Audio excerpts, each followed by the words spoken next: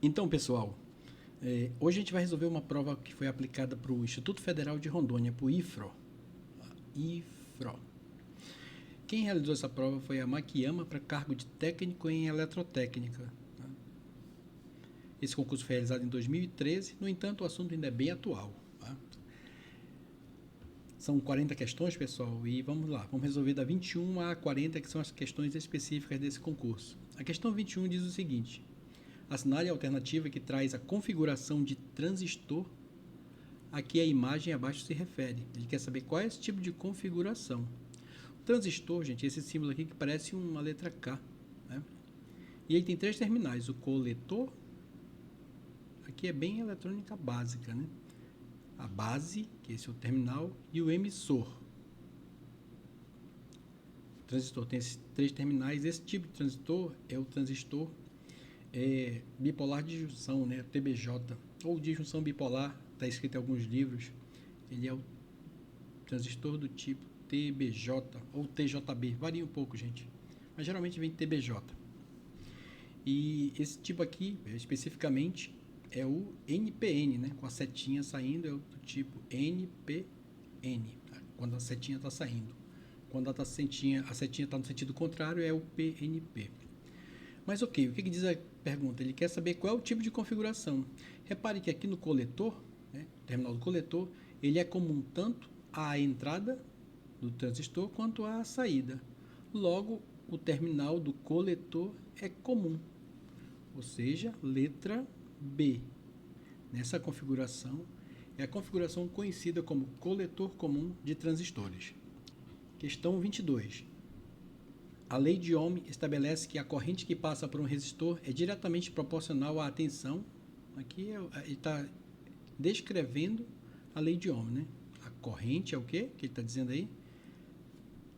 Passa um resistor, é diretamente proporcional à tensão, diretamente, ou seja, aqui em cima também, né? E inversamente proporcional à resistência elétrica. Inversamente vem aqui para baixo. Ó, é a lei de Ohm. Do material. Estabelece, portanto, uma relação quantitativa entre essas três grandezas, corrente, tensão e resistência elétrica, cujas unidades de medida padrão são respectivamente, enfim, ele fala várias coisas aqui sobre a lei de Ohm, mas ele quer apenas saber quais são as unidades dessas três grandezas, né? Repare que isso aqui são grandezas, tá? Grandezas elétricas, tá? E ele quer saber agora as unidades dessas grandezas, beleza? A unidade da corrente é o ampere, tá? A unidade da tensão, né, é o volts, próprio V, né? E a unidade da resistência é o ohm. Eu botei aqui a simbologia, ele escreve aí na forma de palavra mesmo, né? Mas essa aqui são as unidades, não confundir unidades com grandeza. A unidade da corrente elétrica, né? Essa letra I. Perdão, a grandeza da corrente elétrica é representada pela letra I. A unidade da corrente elétrica é o ampere, ou amperes, como ele colocou aqui. E vem do francês, né? Portanto, respectivamente, tem que ser na sequência. É ampere, volts e ohms. Ampere, volts, ohm. A resposta correta está na letra C. Beleza, né? Bem simples a questão. Para o cargo de técnico tá bem tranquilo. Parece questões que a gente resolveu já para o cargo de eletricista. Questão 23. Um resistor de 10 ohms de resistência elétrica é percorrido por uma corrente de 5 amperes. A gente vai logo desenhando aqui, né, pessoal? Para a gente não se perder. Opa, aqui está um resistor de 10 ohms. Ele é percorrido, passa por ele uma corrente de 5 amperes. Dessa forma, qual é, em watts, a potência dissipada pelo resistor? Ele quer saber qual vai ser essa potência dissipada pelo resistor. Ok? Aqui, pela lei de Ohm, né, modificada para potência, a gente já viu várias vezes, né? Fica bem simples. Potência ela pode ser dada pela resistência vezes a corrente ao quadrado, né? Ou pela resistência sobre a tensão, na verdade, o contrário. Pela tensão ao quadrado sobre a resistência. É outra forma de você encontrar. Como o problema dá para a gente a corrente e a resistência, a gente usa, evidente, a primeira forma, né? A primeira fórmula. Né? Ambas vêm dessa fórmula original. Potência, tensão vezes corrente, como a gente já fez em alguns vídeos desse canal. Você verifica nosso playlist aí, para o cargo de eletricista, tem muitas questões resolvidas. O cargo de eletrotécnico a gente só fez uma prova, essa é a segunda prova, embora a prova anterior esteja dividida em 4 vídeos, né? Que foi uma prova extensa, uma prova da Marinha, muito boa, por sinal. Essa prova agora é a segunda, essa aqui a gente vai fazer toda ela, que não é uma prova tão extensa, né, pessoal? Mas vamos lá. Voltando aqui para a questão, a potência vai ser a resistência, que é 10, vezes a corrente ao quadrado, 5 ao quadrado. 10 vezes 5 vezes 5, 25, né? A potência que o resistor dissipa é 10 vezes 25, que dá 250 watts, ou watts, como queira falar. Aí, bem simples, bem direta, a questão sai rápido, você não perde muito tempo fazendo ela na prova, né? Até porque o tempo da prova é limitado, portanto, questão 23 é a letra B. Ok? Questão 24. Questão 24. Agora sim. Tensão Zener, conceito lá de eletrônica também, é o valor de tensão no qual o diodo Zener, outro componente eletrônico, quando polarizado reversamente, entra em condução. A tolerância situa-se a 5% e 10%, e é a variação da tensão Zener em relação àquela especificada pelo fabricante. Ou seja, está dizendo o seguinte, que o valor de tensão Zener que vem na folha no datasheet, né, na folha de informações técnicas do componente, ela pode variar entre 5% e 10% daquele valor que está escrito ali. Né? Por questão de segurança, não é aconselhável que a corrente Zener chegue a, aí diz aqui qual é o valor que não é aconselhável. Né? Vamos primeiro relembrar aqui o que é a tensão Zener. Né? Vamos escrever aqui o gráfico do funcionamento de um diodo. O diodo é para ele operar aqui nesse primeiro quadrante, né? Após vencer aqui a barreira de potencial, chamar de tensão VD. Atingindo esse valor, ele começa a conduzir. Né? Tensão e aqui a corrente. Vou aplicando a corrente, vou aplicando a tensão, ele começa a conduzir corrente elétrica, tendendo a infinita a partir dessa barreira de potencial, né? Que geralmente é 0,7 volts quando ele está polarizado diretamente. Positivo no positivo, negativo no negativo. Em corrente contínua, né, pessoal? Ligou a fonte polarizada direto, dessa forma que as coisas acontecem. No entanto, se eu fizer o seguinte, se eu polarizar inversamente, é que ele vai ter uma tensão bem mais longa, que é a tensão Zener. Essa aqui, ó, VZ. A tensão Zener, quando ele é polarizado reversamente, ela vai começar a conduzir inversamente. Repare que do lado inverso não é para ter condução de corrente, por isso que ele fica aqui bem próximo do valor da tensão, né? Do valor da corrente, bem próximo de zero, até que chega um ponto que a tensão atinge um nível bem mais alto, e o que acontece? Ele começa a conduzir, ele rompe o componente ou começa a conduzir, no caso do Zener, né, no sentido inverso. Né? Portanto, nesse sentido aqui, ó, nesse quadrante aqui, a polarização do diodo ele vai estar dessa forma. Esse aqui é a simbologia do diodo Zener. Ele vai estar polarizado positivo, negativo. Nesse terceiro quadrante, ele vai estar polarizado da seguinte forma. Com o negativo aqui e o positivo desse lado. Né? A corrente Zener, pessoal, a gente já chegar na parte onde a pergunta está, onde está o questionamento, é a potência Zener pela tensão Zener. E essa corrente Zener, o aconselhável é que a corrente de Zener é uma questão conceitual, tá? Está lá no livro de eletrônica do Malvino. Diz o seguinte, que ela deve ser de até 70% do valor máximo. Ok? Isso aqui é uma questão conceitual. Portanto, é letra D.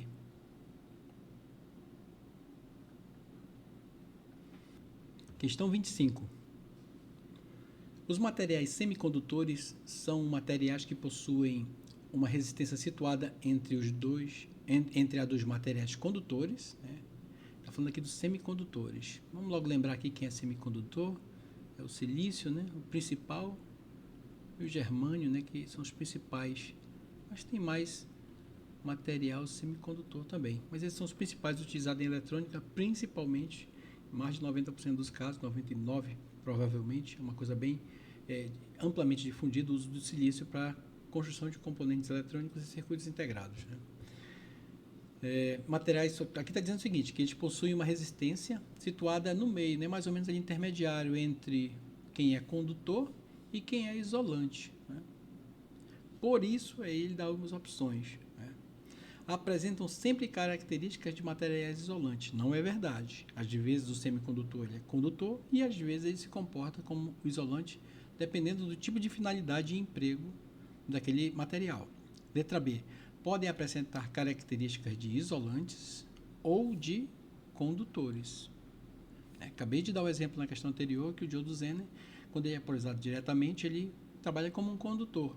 Quando a gente polariza um diodo inversamente, ele é um isolante, né? Naquele momento ali, o material, o silício, está se comportando como isolante, né? Portanto, essa letra B aqui está correta já, gente. Apresentam sempre características de materiais condutores? Não, a letra C está errada porque não é sempre, às vezes é isolante. Letra D. Nunca são definidos como condutores, tampouco como isolante. Não, nada a ver, né? Letra E. Apresentam sempre uma altíssima condutividade elétrica. Não, altíssima condutividade elétrica geralmente são os condutores ou supercondutores, né? Não é o caso dos semicondutores. Portanto, questão 25 é a letra B. Questão 26. O transistor de junção é o tipo mais comum de transistores devido à sua facilidade. Transistor de junção, né? É o TBJ, aquele que a gente viu ainda agora. Transistor bipolar de junção. É o tipo mais comum de transistores devido à sua facilidade de polarização e durabilidade. O processo de condução é realizado por dois tipos de carga: as positivas, as lacunas, né? E as negativas, os elétrons. Por isso é também chamado, né? Quer saber qual é o outro nome dele, né? Se ele trabalha nesses dois espectros, né, com as lacunas e com os elétrons. Gente, isso aqui é uma teoria lá do comecinho, acho que é o primeiro capítulo do livro de eletrônica, sempre tem essa teoria de lacunas e elétrons, que é a forma de trabalhar de um material semicondutor com o qual se constroem os transistores, né? A condução é feita mais ou menos disso, né? As lacunas ou os buracos, né? Os elétrons aproveitam justamente esses pontos para fazer o transporte de corrente pulando de um átomo para o outro, né? Mais ou menos seria isso a grosso modo, né? No entanto, o que importa nessa questão é saber como também ele é chamado. Já falei aqui em cima na sigla TBJ, é transistor bipolar de junção. Logo é a letra E, né? Questão 27. Diz o seguinte: as unidades elétricas estão entre as grandezas da física definida no Sistema Internacional, no SI. Entre essas unidades, uma comumente utilizada é o watt, né? O watt, que é a unidade de potência. Assinale a alternativa correspondente ao valor de 1 watt. É só a gente lembrar, gente, isso aí a gente vê lá em física, né? Não é nem eletrônica, ou eletricidade, ou eletrotécnica, enfim. Em física a gente lembra que 1 watt é a mesma coisa que 1 joule por segundo. 1 joule por segundo. Uma unidade de energia, que é o joule, por segundo, é uma unidade de potência, ou seja, o watt. Ok? Dito isso, vamos fazer a inversão, né? Portanto, a alternativa correspondente ao valor de 1 watt é o quê? Não, já está feita já, né? Não tem mais nem o que fazer. 1 watt quer dizer 1 joule por segundo, né? Portanto, é letra D.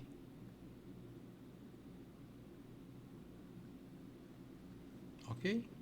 Se eu quiser inverter, né?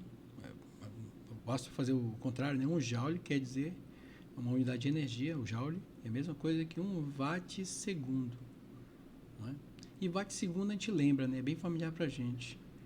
Pode também ser representado quando o tempo é maior em watt-hora ou numa unidade um pouco maior, que é da nossa residência, em quilowatt-hora. Unidade de energia em quilowatt-horas, né? Também pode ser escrita em joule, ok? Questão 28. Qual o valor da resistência de um aparelho cujos valores da potência e tensão são, respectivamente? Quer saber qual o valor da resistência? Escreve aí o que tu quer saber. E o que ele tem? A potência do aparelho é o que? É 8.800 watts. E a tensão dele é 110 volts. Qual o valor da resistência? A gente já viu essa equação que relaciona tensão e resistência e potência, né? A gente viu lá na primeira questão, na segunda questão, enfim. Vamos lá. Então, se eu quero a resistência, eu só preciso trocar de posição a potência com a resistência. E a equação se torna resistência igual a tensão ao quadrado sobre a potência desse aparelho. Resolvendo a questão, resistência é tensão ao quadrado é 110 ao quadrado, dividido pela potência, que é 8.800 watts. A resistência do equipamento ou desse aparelho é 1, é quebrado, né? Fiz essa continha aqui, gente. Vocês façam a conta direitinho aí. 1,375 ohm.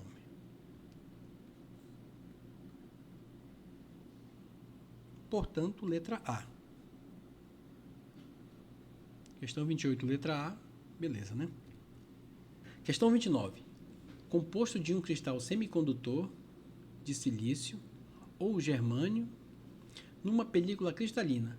O diodo semicondutor é um dispositivo ou componente eletrônico. Está falando aqui do conceito de diodo semicondutor, né? Ele apresentam-se como junções PN. Vou desenhar aqui embaixo o desenho dele.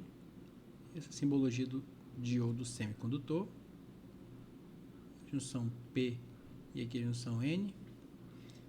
Encapsulados com os terminais para conexão aos circuitos externos para aplicações em que as correntes são significativas, como é o caso de muitos circuitos retificadores. Assinale abaixo a alternativa que indica um tipo de diodo inexistente. Qual desse tipo não é um diodo? É o que ele está perguntando aqui nessa questão. Questão 29, o diodo Zener, ok, né? Trabalha até como regulador de tensão. É aquele lá que o traço aqui parece um Z. É um tipo de diodo, né? O diodo retificador, que ele inclusive fala aqui na questão, né?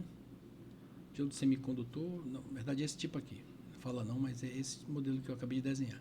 É o diodo tradicional, o diodo retificador de tensão. Vamos lá, letra C. Diodo Norton, esse aqui eu nunca ouvi falar, portanto até agora é esse carinha aqui. O diodo varicap, ele existe, tá? O diodo varicap é um diodo, tem esses dois tracinhos, a simbologia dele, tá?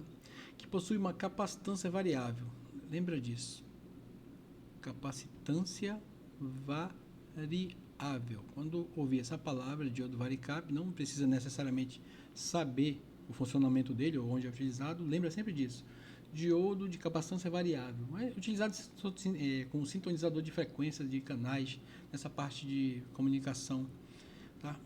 Esse é o varicap. E o diodo emissor de luz, né, que é o LED, né? Esse aqui é o LED, gente. Diodo emissor de luz, né? Tem essa simbologiazinha aqui, ó. Portanto, a questão 29 é a letra C, né? O diodo Norton, esse cara aqui eu nunca ouvi falar na vida. Beleza? O que é o diodo LED? Lembra que quando ele conduz corrente aqui, ele libera fótons, né? Ou seja, ele ilumina, ele acende a luzinha, como fala o meu sobrinho, né? Mas tem um carinha, gente, que ele é exatamente o contrário. É bom a gente falar dele aqui, que é o fotodiodo. Ele é o contrário. O fotodiodo é quando ele recebe luz. O que acontece? Ele começa a conduzir corrente, ok? Aqui aparece determinada corrente em ampere. quando ele é o fotodiodo no caso, né? Quando ele recebe luz, ele libera a passagem de corrente através dele, né? Diferente do LED, que ele recebe corrente e libera iluminação. Só a título de curiosidade, não está na questão. A questão 29 é a letra C. Questão 30. Um aparelho ligado à rede elétrica com 220 volts, olha a tensão do aparelho, sempre escrevendo as informações disponíveis, tá? Dissipa uma potência, tá? Perdão, isso aqui é uma energia, né? Está em joule ali, ó. Dissipa uma energia de 1980 kJ no tempo de 1 hora. 1 hora. Assim, qual é a corrente no circuito? O coleguinha aqui quer saber a corrente desse cara. A gente viu ainda agora há pouco sobre isso, né? A gente fez a conversão de watts de joules para watts, enfim. Vamos fazer a mesma coisa aqui, ó. Já que a gente tem essas informações, vamos pegar o seguinte, ó. A potência, vamos trabalhar aqui, ó. O que é potência? Para eu saber a corrente, primeiramente, para eu saber a corrente, né, eu tenho que ter a potência, a tensão eu tenho aqui em cima. Tá? Você lembra da equação, né? Corrente é potência sobre tensão. A equação é essa, só que eu não tenho as informações de potência, eu tenho informação de energia, não é mesmo? Só que aqui pela energia a gente vai pegar a nossa potência. Ó, lembre que potência é energia dividido pelo tempo. Tá? Tempo. Ok? Quer saber a potência do equipamento, né? A potência consumida, ou recebida, ou fornecida, é sempre isso. A energia que você gerou ou consumiu em determinado tempo, dividido por determinado tempo. Né? Nesse caso aqui, ó, nós já temos essas duas informações. A energia é 1980. Repara que tem quilojoule, está multiplicada por 1000, tá? Então eu vou botar aqui, transformá-la para joule. Eu tiro aquele K e coloco 3 zeros, né? Ou multiplico por 1000. Por isso ficou 1.980.000. E eu divido pelo tempo, né? E qual é esse tempo, gente? O tempo é 1 hora, só que lembra que a gente viu anteriormente, né? A potência é joule por segundo. Então eu tenho que botar esse tempo aqui, ó, em segundos, ó. Ok? Então, 1 hora tem quantos segundos? 1 hora tem 60 minutos. Cada minuto tem 60 segundos. Então, 6 vezes 6, 36. 3.600 segundos tem em 1 hora. Ok? Feito isso, é só dividir. Divide aqui, vai ficar a potência. Dividindo esses valores, fica 550. 550? 550, como eu falei, 550 watts. Então, é só trazer de volta aqui para a nossa equação, né? Já temos agora tudo que a gente precisa. A corrente que a gente está procurando é 550 watts, dividido para quanto? Atenção, está lá em cima. A primeira informação que a gente pegou no problema. 220, está aqui ela, ó. Fazer essa divisão aí é 2,5 ampere. Questão 30, 2,5 ampere, letra E. Questão 31. Assinale a alternativa que apresenta, respectivamente, os binários, os números binários, que lhe dá aqui, na forma decimal. Gente, isso aqui é conversão, tá, gente? De binário para decimal. Vamos lá. Para a gente fazer essa conversão, essas continhas aqui já dá um pouquinho mais de trabalho, mas não é difícil o método, né, de conversão de número na forma binário para a forma decimal. Você só precisa escrever o número. Vamos fazer aqui o primeiro. O primeiro é 1, 0, 1, 1, 1, 0. Está em binário. Eu quero passar esse cara aqui para um número tal em decimal. Lembrando que decimal é o nosso sistema de numeração tradicional, tá? De 0 a 9, e aí vai se repetindo. Mas em binário não, só tem dois números representativos, né? O 0 e 1. Para a gente fazer essa análise, gente, a gente vai apenas multiplicar cada um dos valores que que nós temos aqui em binário por 2, elevando a potência de 0 até o número de binários que você tiver nesse algarismo, ok? Até a quantidade de números que nós tivermos compondo esse algarismo. Vou fazer aqui que agora vai ficar mais claro, né? Esse 0 aqui vezes 2 elevado à quantidade. Então, o primeiro número eleva a 0. Tá? Eu vou somar aqui com o outro. Aqui é 1, então eu vou botar 1 vezes quanto? Vezes 2. Se o primeiro é 0, o segundo é 1. O outro é tudo somado. O outro é 1 também. 1 vezes 2 elevado a 1, 0, 1, 2. Elevado a 2. Ok? É o binário vezes 2 elevado à potência crescente até a quantidade máxima de números, começando a partir de 0. Mais o próximo é 1 vezes 2 é elevado a 0, 1, 2, 3 agora, né? Acho que não vai dar aqui, mas vai dar assim. 0 vezes 2 é elevado a 4. E esse último aqui é 1 vezes 2, tem mais aqui, é elevado a 5. Né? E aí é só resolver essa continha, gente. Né? Vamos fazer aqui a continha da 1. O primeiro é 1 vezes 2 a quinta, né? 2 vezes 2, 4. 4, 8, 16, 32. Então, aqui nós vamos ter quanto? 32. Bota aqui, do lado. Mais, o segundo é 0, né? 0 vezes qualquer coisa é 0. O terceiro aqui é 1 vezes 2 a terceira, que dá 8, né? 1 vezes 2 vezes 2, 4. 2 vezes 4, 8. Esse próximo aqui é 1 vezes 2 ao quadrado, dá 4, né? Eu ia falar 5, mas não, é 4. 2 vezes 2, 4 vezes 1 continua sendo 4. Esse aqui é 2 elevado a 1, é 2, né? Vezes 1 continua 2. E o último é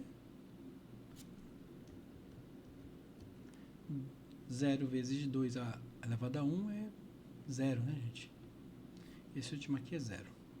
Aí é só somar. 32 mais 8, 40. Tá corrigindo aqui. Aí, 40. 40 mais 4, 44. Mais 2, 46. Ok? Tranquilo, né? O que eu fiz para esse primeiro, a gente vai fazer para os demais. Para a gente ganhar tempo, né, na questão, vocês vão tentar esses outros dois números nesse esquema que a gente fez.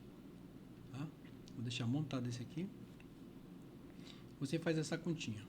1 vezes 2a quarta, mais 0 vezes 2a terceira, mais, que é esse aqui, né? Mais 1 vezes 2 a segunda,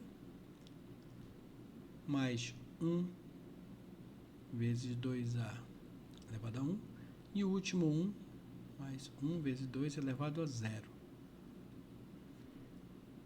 Fazendo a continha, dá o primeiro ali 4, 8, 16, 0, né, o segundo. O terceiro é 4, o próximo é 2, e esse último 2 elevado a 0, gente, é 1, tá? Lembra disso, 1 vezes 1 é 1. 16 mais 4, 20, 23. A gente já sabe qual é a resposta, né? Vai bater aqui na letra A, ó. 31 é a letra A. Vou marcar logo. Esse 231 é esse último aqui. Vai dar um número bem grande, mas você faz aí para tentar. Mas de cara, se você fez a primeira e a segunda questão, bateu o primeiro e o segundo algarismo, já nem precisaria fazer a seguinte, né? O importante de você fazer é para você aprender o método, tá bom? Então você resolve aí, depois a gente, para você praticar, ok? Vamos lá, vamos para a próxima questão. Questão 32. Assinale a alternativa que apresenta, respectivamente, os números 15, 407 e 43. Esse aqui ó, é o contrário. Ele quer que a gente represente em binário, né, os números que estão em decimal. Tá? Essa resolução, gente, é pelo método de divisão sucessiva. É a forma que eu faço. Né? Então, para a gente fazer essa questão é simples. A gente vai começar a dividir por 2 até chegar ao último divisor. Ó, 15 dividido por 2, depois o quociente você vai dividindo por 2, depois reescreve o número digital na forma binária, né, inversamente, no sentido contrário. Mas vamos fazer para você entender.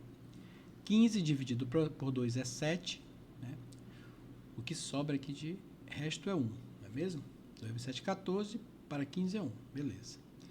Divide novamente por 2. 7 dividido por 2 dá 3. 3 vezes 2, 6, para 7, 1. Divide novamente, 3 dividido para 2 é 1. 1 vezes 2, 2 para 7, 1.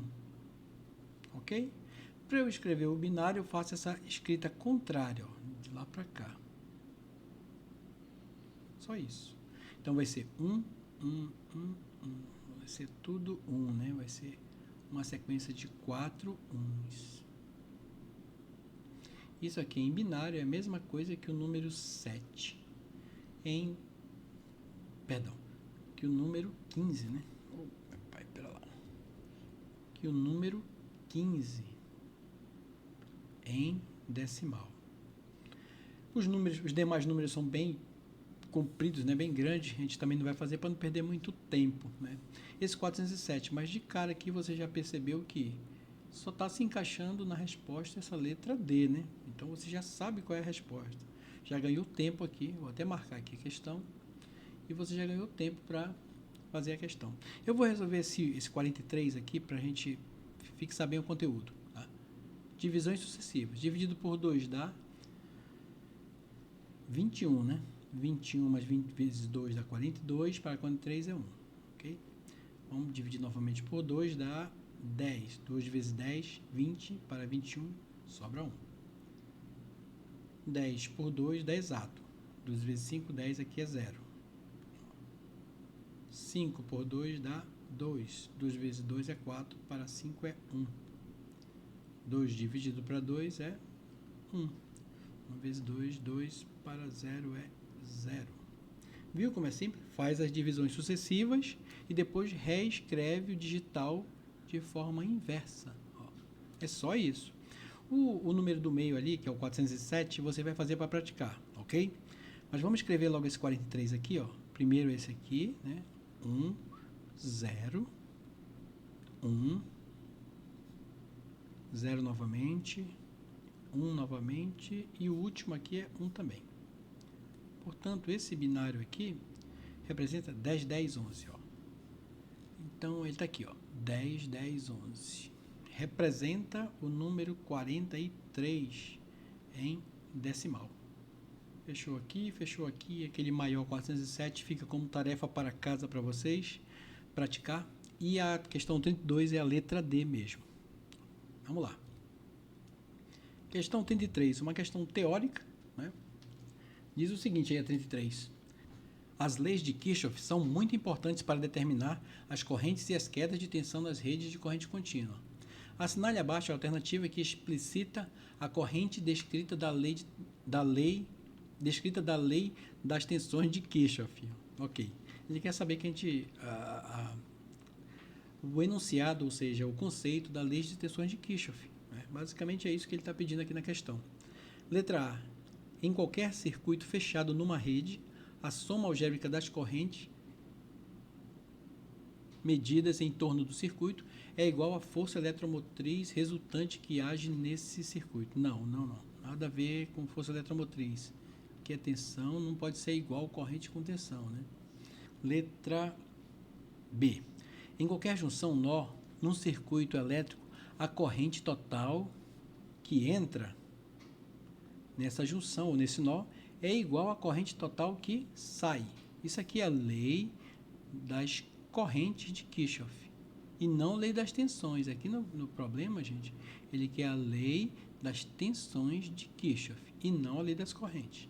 Por isso que não é a letra B, mas o enunciado está correto. Letra C. Em qualquer junção nó num circuito elétrico, a tensão da junção é igual à corrente total da mesma. Não. Tensão igual à corrente não tem nem sentido. Letra D. Em qualquer circuito fechado, numa rede, a soma algébrica das quedas de tensão, aí está certo. Medidas em torno do circuito é igual à força eletromotriz resultante que age no circuito. Eu tenho uma fonte de tensão aqui, eu coloco 3 elementos aqui, 1, 2, 3. Essa tensão aqui da fonte vai ser igual a essas tensões que caem em cima de cada um desses elementos, dessas quedas de tensão, né?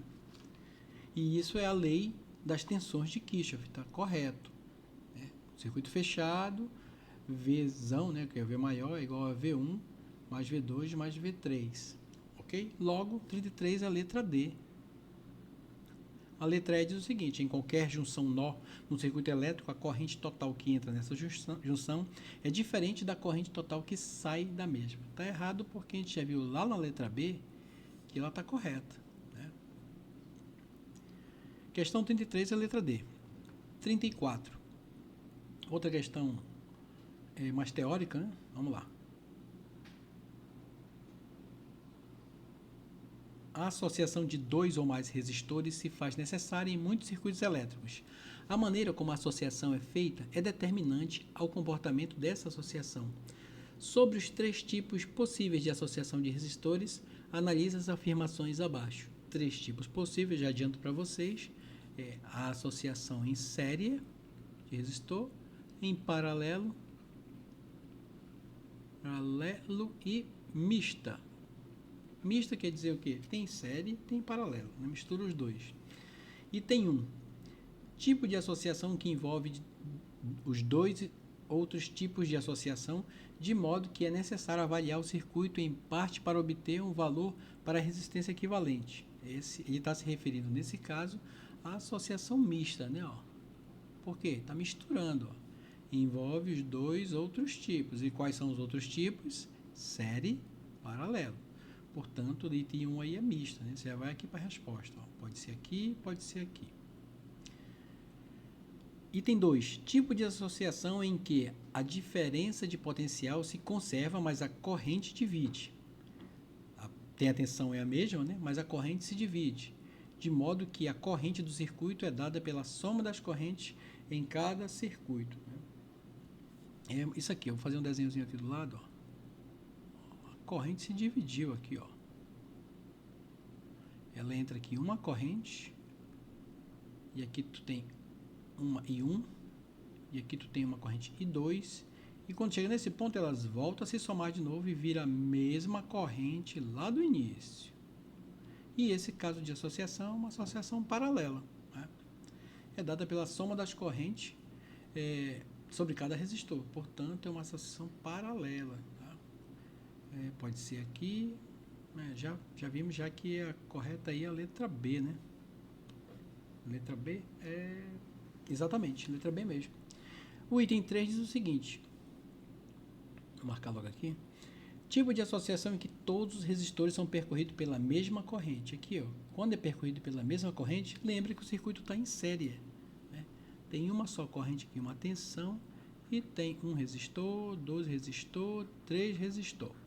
E tem uma única corrente fluindo aqui nesse ponto.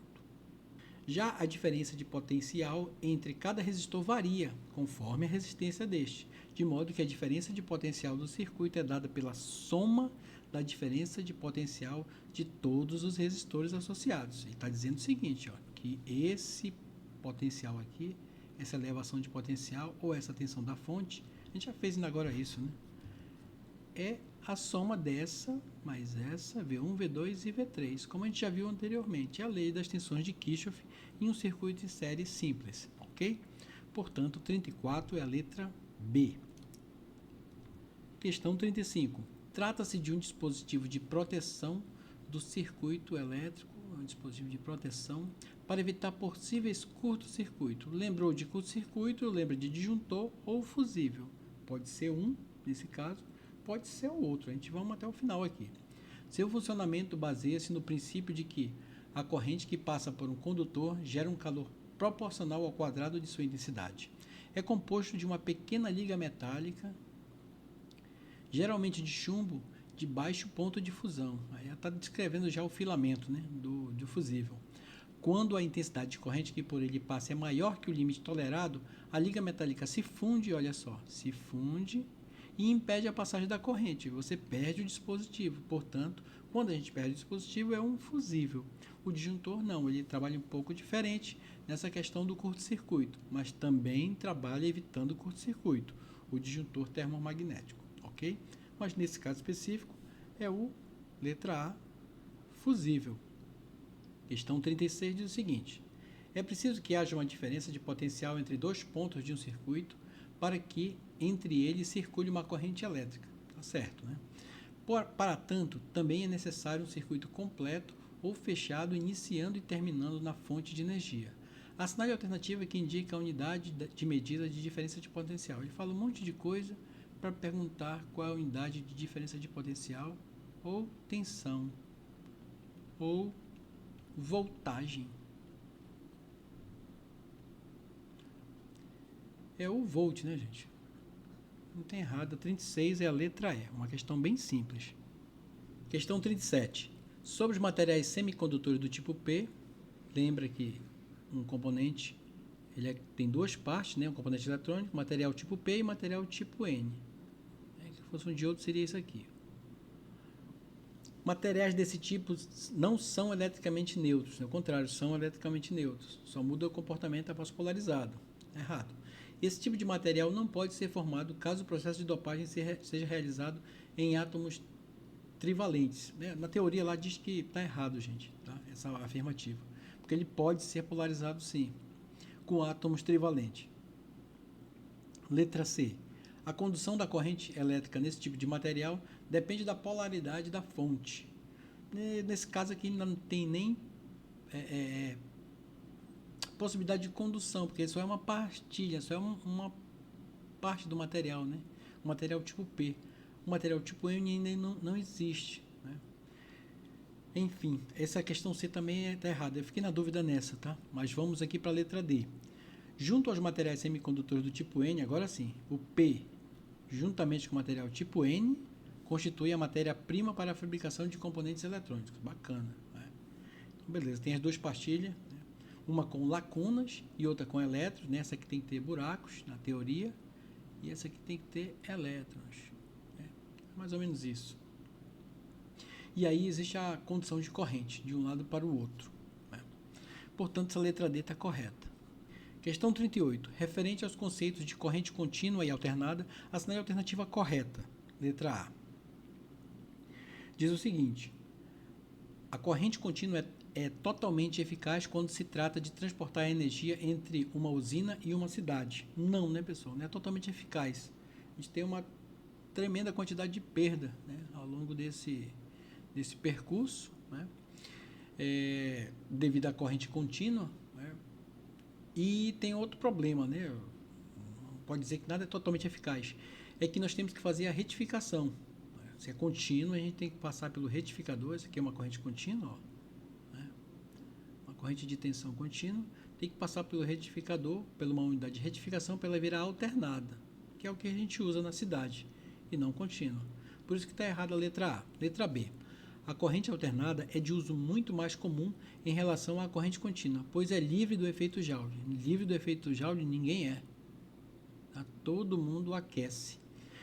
Todo material aquece ao ser percorrido por corrente elétrica. Portanto, existe o efeito Joule sim, também na alternada. Letra C. Um aparelho cujos terminais têm polaridade fixa tem campo elétrico de sentido constante e, portanto, funciona com corrente alternada. Não, se tem polaridade fixa, ele tem que funcionar com corrente contínua, DC, ou CC, né? Alguns livros está escrito. Provavelmente DC. Por isso está errado. Letra D. Em um circuito de corrente contínua, a forma de onda mais comum é a onda senoidal. Não, se é senoidal, aqui, ó, não pode ser contínua. Tá? Por isso está errado. Letra E. Na corrente alternada, tanto a intensidade como a direção são grandezas que variam ciclicamente. Perfeitamente. Ó. Dentro da intensidade, ó, aqui vai subindo, aumenta e depois muda o sentido, diminui, aumenta e vai fazendo esse ciclo aqui alternado. Por isso que a letra E está correta. 38, letra E. 39, é de NR10. Segurança em instalações e serviços elétricos e eletricidade estabelece os requisitos e condições mínimas, objetivando a implementação de medidas de controle e sistemas preventivos a fim de garantir a segurança e a saúde dos trabalhadores que, direto ou indiretamente, interagem em instalações elétricas e serviços de eletricidade. Esse começo é só aquele conceito que está lá na própria NR10, né? E transcreve aqui. De acordo com a NR10, assinale a seguir a alternativa correta. Letra A. As vestimentas de trabalho devem ser adequadas às atividades, devendo contemplar somente a condutibilidade e influências eletromagnéticas. Não é somente, né, gente? Somente não. Isso que deixou a questão errada. Letra B. A qualquer projeto é opcional a previsão de condições para a adoção de aterramento temporário. A qualquer projeto é opcional a previsão de condições para a adoção de aterramento temporário. Não é. O aterramento temporário nunca é opcional.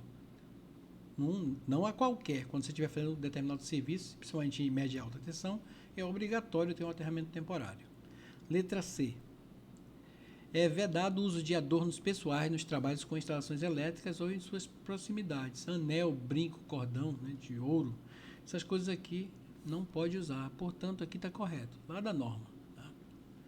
39 é a letra C. Questão 40, de NR10 também. Analise as assertivas a seguir no que tange a habilitação, qualificação, capacitação e autorização dos trabalhadores. Isso é bem interessante, né, gente? Vamos lá. O que diz o primeiro item? É considerado trabalhador qualificado aquele que comprovar a conclusão de cursos específicos na área de elétrica reconhecido pelo sistema oficial. Portanto, é o engenheiro, né? Engenheiro eletricista, e o eletrotécnico, técnico em eletrotécnica, técnico em eletrotécnica. E esses dois profissionais tem formação pelo sistema oficial de ensino. O eletricista que fez Senai ou fez um curso em alguma escola preparatória ou profissionalizante, ele não é considerado trabalhador qualificado pela definição da NR10. Ele é considerado capacitado, tá? Então, o item 1 está correto, né? Então, já vê que aqui é a primeira, a segunda ou a E. Segundo, item 2. Os trabalhadores autorizados a intervir em instalações elétricas devem possuir treinamento específico somente sobre os riscos decorrentes do emprego da energia. Não somente, não. As principais medidas de prevenção de acidente em instalações elétricas ficam a cargo da Comissão Interna de Prevenção de Acidentes. Não.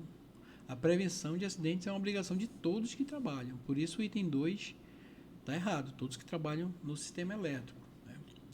Item 3. Então, item 2 já sai a primeira, já sabemos que é a letra B, né? Mas vamos ler aqui o item 3. O trabalhador capacitado é aquele que recebeu capacitação sob orientação e responsabilidade de um profissional habilitado e que tem sob sua responsabilidade o profissional autorizado. Está errado, né, gente? Também. Sob sua responsabilidade de profissional autorizado, não. Portanto, só sobrou a letra B. Questão 40 é letra B. E foi isso, pessoal. Nossa prova foi essa. Eu espero que você tenha gostado da resolução. Se curtiu, né? Se gostou, curte aí o nosso trabalho. Se inscreve no canal, tá? Deixa o seu like se quiser deixar algum comentário, né? Acompanhe nossos vídeos. Temos playlist aí para cargo de eletricista, para eletrotécnico. Você que está se preparando agora para concurso, né? Vai fazer alguma seleção. Por favor, fique à vontade aí para desfrutar do nosso conteúdo. Fiquem todos com Deus e até a próxima, se Deus quiser.